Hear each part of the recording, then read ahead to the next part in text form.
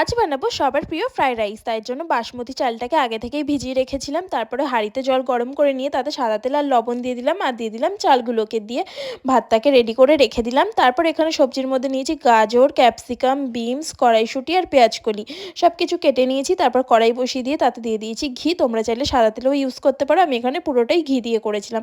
ঘি দিয়ে দেওয়ার পর দিয়ে দিলাম দুটো তেজপাতা, দুটো এলাচ আর গোটা গরম মশলা দিয়ে গাজরগুলোকে প্রথমে হালকা করে ভেজে নিয়ে তারপরে দিয়ে দিলাম বিনস, কড়াইশুঁটি দিয়ে ভালো করে ভেজে নিতে হবে। তারপর সবার লাস্টে দিয়ে দিলাম ক্যাপসিকাম আর কাজু কিশমিশটাকে ভিজিয়ে রেখেছিলাম, সেটাই দিয়ে দিলাম। দিয়ে হালকা লবণ দিয়ে ভালো করে নাড়িয়ে চাড়িয়ে আমি তারপরে ভাতগুলোকে দিয়ে দিলাম। দিয়ে দেওয়ার পরে দিয়ে দিলাম স্বাদ মতো চিনি, আর দিয়ে দিলাম স্বাদ মতো লবণ আর গোলমরিচ গুঁড়ো, দিয়ে ভালো করে নাড়িয়ে চাড়িয়ে মিশিয়ে নিলাম। তারপরে নামানোর আগে আমি পেঁয়াজকলিগুলোকে দিয়ে আরও 10 মিনিট নাড়িয়ে চাড়িয়ে নিলাম। তারপর দেখো এখানে প্লেটেও বেড়ে নিয়েছি। এখানে চিকেন কষার সাথে খেয়েছিলাম, অপূর্ব হয়েছিল। তোমরা একবার ট্রাই করো, খুব ভালো লাগবে।